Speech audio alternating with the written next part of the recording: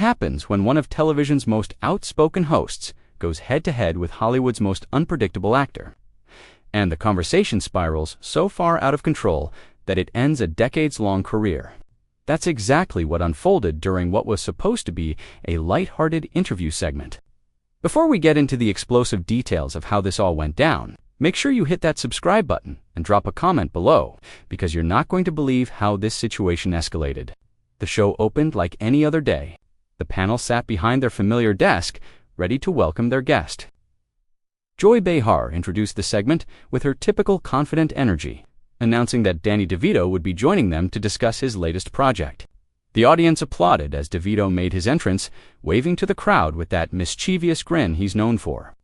He settled into the guest chair, and what started as friendly banter would soon become something nobody expected. Joy leaned forward with a smile. "Danny, it's great to have you here. You've been in this business for, 5 decades now? You must have some incredible stories." Danny nodded, adjusting himself in his seat. "Yeah, I've seen a lot, done a lot. Some things I'm proud of, some things I'd probably do differently." "Well, let's talk about your new film," Joy continued, glancing at her notes. "You're playing a retired detective who gets pulled back into one last case. It sounds pretty serious, which is a departure from some of your more comedic roles." Danny's expression shifted slightly. "Joy, I think that's part of the problem with how people see actors. They want to put you in a box. You do comedy, so suddenly you can't do drama. You do drama, and people forget you can make them laugh. It's limiting." Joy raised an eyebrow. "I don't think anyone's limiting you, Danny. You've had an incredible range throughout your career. I'm just saying this role seems different." "Different how?" Danny's tone had an edge to it now. "Different because it's not me coming out in my underwear or playing some cartoon character. Maybe that says more about what you expect from me than what I'm actually capable of." The other panelists exchanged glances. Joy laughed, but it was a bit forced. "Whoa, okay, I wasn't attacking you. I was complimenting the choice to do something outside your usual wheelhouse." "My usual wheelhouse," Danny repeated, leaning back in his chair. "See, that's what I'm talking about. You've already decided what my wheelhouse is. You don't think I've been doing serious work this whole time? Every role I take seriously. Just because people laugh doesn't mean I'm not putting in the same effort as someone doing Shakespeare in the park." Joy's smile faded. "Danny, I think you're reading way too much into a simple question. I'm trying to have a conversation about your movie." "Are you, though?" Danny leaned forward now, his voice getting louder. "Or are you trying to fit me into whatever narrative makes for good television? Because from where I'm sitting, it feels like you've already written the script in your head, and I'm just supposed to say my lines and smile." The tension in the studio was palpable. Joy's co-hosts looked uncomfortable, unsure whether to jump in or let this play out. Joy herself seemed caught between annoyance and disbelief. "I've interviewed hundreds of people, Danny. I know how to have a conversation. What I don't appreciate is being accused of something I'm not doing. You want to talk about what you're doing?" Danny's voice rose another notch. "You sit here every day and you tear people apart. Politicians, celebrities, whoever walks through that door.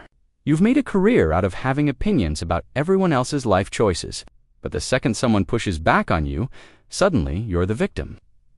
Joy's face flushed. "That's my job. This is a talk show. We discuss current events. We have opinions. If you didn't want to be asked questions, you shouldn't have agreed to come on." "I agreed to come on because I thought we'd have an actual conversation," Danny shot back. "Not whatever this performance is. You're not interested in what I have to say. You're interested in getting your soundbite so you can move on to the next segment." One of the other hosts tried to interject. "Maybe we should take a breath here, and—" "No," Joy cut her off, her eyes locked on Danny. "Let's not take a breath. Let's address this. You come on my show, you insult the way I do my job. You act like you're somehow above the process. Who do you think you are?" Danny stood up from his chair. The audience gasped. "Who do I think I am? I'm someone who's been doing this long enough to know when I'm being patronized. I'm someone who's tired of playing the game, where we all pretend that these interviews mean something, when really they're just content." Mills churning out clips for social media, Joy stood up to, her voice matching his intensity. "Then why are you here, Danny? If it's all so beneath you, why did you bother showing up?" "Because I thought you were different," Danny said, and for a moment his voice was quieter, almost sad. "I thought after all these years, someone like you would understand what it's like to be underestimated. To have people make assumptions about who you are based on what they see on the surface. But you're just like everyone else. Don't you dare." Joy's voice trembled with anger. "Don't you dare come on here and try to make this about me being some kind of hypocrite. I have fought my entire career to be taken seriously in this industry. I don't need lessons from you about being underestimated." The studio fell silent, except for the sound of their raised voices. Danny stepped closer to the desk, his hands gripping the edge. "You want to talk about fighting to be taken seriously? Let's talk about it. Because from where I stand, you've spent the last 20 minutes proving my point. You ask surface-level questions. You interrupt when the answer goes somewhere you didn't expect, and then you get defensive when someone calls it out." Joy's jaw tightened. "I interrupted you because you turned a simple question about your movie into a personal attack on me and this show. You don't get to come here and act like you're some truth-teller exposing the shallowness of daytime television. We provide a platform for important conversations every single day." "Important conversations," Danny repeated, shaking his head. "Is that what this is?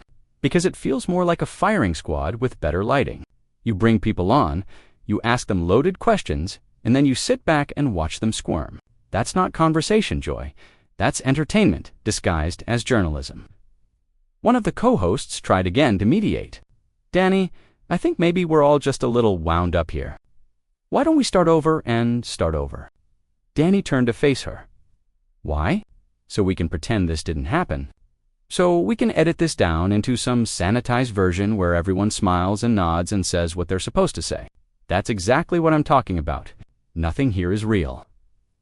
Joy slammed her hand on the desk. "You want real. Fine, let's be real. You're bitter, Danny. You're bitter because the roles aren't coming like they used to. You're bitter because younger actors are getting the parts you think you deserve. So you come on here with this chip on your shoulder, looking for someone to blame, and I'm the easy target because I had the audacity to ask you about your career." The audience was dead silent now. Danny's face darkened. "You think this is about roles? About career jealousy? Joy, I've had a career that most actors would kill for. I'm not here because I need validation from you or anyone else. I'm here because I was told this would be a conversation between professionals, not a therapy session where you psychoanalyze me based on absolutely nothing." "It's not based on nothing," Joy fired back. "Your behavior right now tells me everything I need to know. You're hostile, you're defensive, you're lashing out at people who are just trying to do their jobs. Maybe take a look in the mirror before you start criticizing everyone else." Danny laughed, but there was no humor in it. "A look in the mirror. That's rich coming from someone who's made a career out of judging other people. Tell me, Joy, when was the last time you took your own advice? When was the last time you sat down and really examined why you do this? Is it because you love the conversation, or is it because you love being right?" "I don't have to justify my career to you," Joy snapped. "I've earned my place here through decades of hard work. I've interviewed presidents, I've covered major events, I've built something meaningful. What have you done besides show up here today and throw a tantrum because you didn't like a question?" "A tantrum?" Danny's voice dropped low. "You think this is a tantrum? Let me tell you what a tantrum looks like. Joy. A tantrum is what happens when someone who's been in this business as long as I have finally gets tired of the nonsense. Tired of pretending that these shows matter? Tired of watching people like you act like you're providing some kind of public service, when really, you're just feeding the machine." Another co-host spoke up, her voice nervous. "Maybe we should go to commercial. Give everyone a chance to cool down." "No," Joy said firmly. "We're not going to commercial. We're going to finish this conversation because I'm not going to let Danny DeVito come on this show and disrespect me, this panel, and everyone who works here." She turned back to Danny. "You know what your problem is? You can't handle being challenged. You come in here expecting everyone to bow down to the great Danny DeVito, and when someone treats you like a regular guest, you fall apart."